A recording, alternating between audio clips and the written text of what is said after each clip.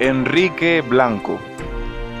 Rafael Enrique Blanco Sosa es un legendario y controversial personaje de la historia popular dominicana, de quien apenas se conoce su condición de rebelarse contra la dictadura de Rafael Leónidas Trujillo en sus albores, y sobre el que se tejió una leyenda que todavía vive.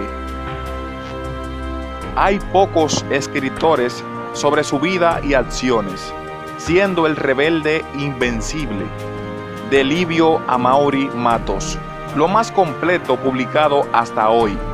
Rebelde solitario, guerrillero sin planes políticos, que se atrevió a desafiar al dictador al inicio de su régimen de terror, de obediencia ciega y castigo ejemplar para los que se atrevieran a contrariar sus políticas.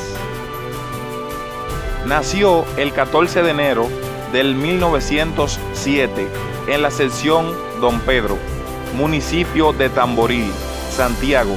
Siendo el más pequeño de 6 hermanos, tuvo una formación típica para los hijos de campesinos de la época y de esa zona del país, centrada en labores agrícolas con gran influencia religiosa materna. Recibió una escasa instrucción escolar a la sombra de tradiciones orales y los conocimientos empíricos necesarios para simplemente vivir. Fue un joven reservado, poco amigo de relajos, de escaso humor, hablar pausado, que apenas sabía leer y escribir, y de un limitado lenguaje, marcado por el modismo de los campesinos cibaeños. Hombre alto, de piel clara, ojos pardos, cara redonda, pelo negro, valiente, peleador de pocos amigos, dado a algunos juegos de azar y peleas de gallos, protagonista de riñas, bebedor y mujeriego. A los 19 años de edad, ingresó al ejército durante el gobierno de Horacio Vázquez Lajara, y dado de baja por la mala conducta 3 años después. A pesar de estas razones, fue un guardia a carta cabal, y fuera de la bebida y sus vicios, cumplía con esmero como militar de la época.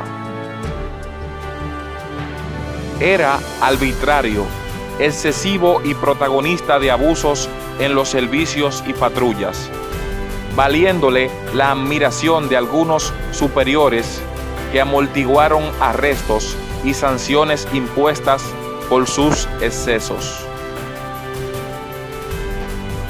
Se enganchó nuevamente en los inicios del gobierno de Trujillo, siendo asignado al entonces Centro de Enseñanza del Kilómetro 9 en la carretera Duarte y luego a la Fortaleza Osama, ambos en Santo Domingo. En este último permaneció hasta 1931, cuando deserta.